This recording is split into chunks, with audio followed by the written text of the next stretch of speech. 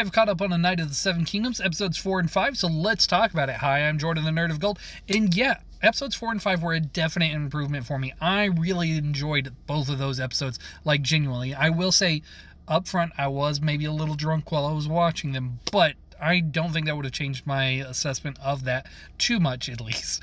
I just think it enhanced my enjoyment of what I was enjoying a little more.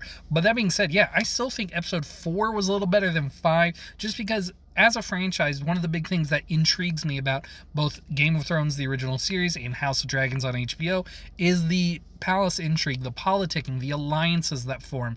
All of that, I think, is really well done for the most part. And episode 4 was a really small-scale version of it because you have Sir Duncan the Tall, who is trying to do the right thing by being an honorable knight. Like, he fell hook, line, and sinker for the propagandic myth of what a knight is supposed to be within the world of Westeros.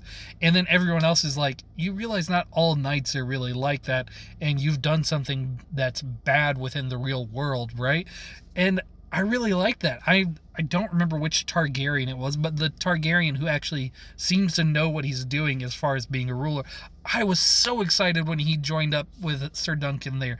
That was awesome. I loved that moment. It was so good. And then just watching everyone like, oh, how can we do this? His relationship with Egg was a dramatic improvement now that we know there. I don't think, well, maybe not dramatic, but it does clear up some things for me now that they know their actual station to each other. And I really like that Sir Duncan is this, like, nobody, basically.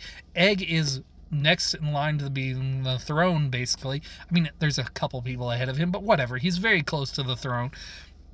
And they have such uniquely different perspectives on that front. So I do think that's very fun on that.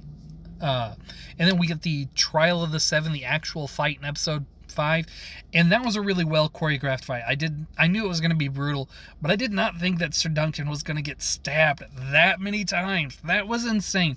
I do think it may have benefited the fight if they hadn't quite stayed so long in that flashback. It went on a little long for me there, and I do think it would have been better if we had gotten little shots of like what the other knights who were with Sir Duncan were actually doing. You got some chaotic you got some chaoticness in the actual fight, but you couldn't quite tell what was happening on that front, which is not great for a well-choreographed fight scene. You do want to be able to tell what other people are doing in a fight. So I wish they had improved that. But other than that, I think episodes 4 and 5 were a great improvement. Cannot wait to see how this is going, especially now that that Targaryen is dead. What are going to be the consequences of that? Who's going to believe Egg and Sir Duncan? I don't know. I'm looking forward to it, though.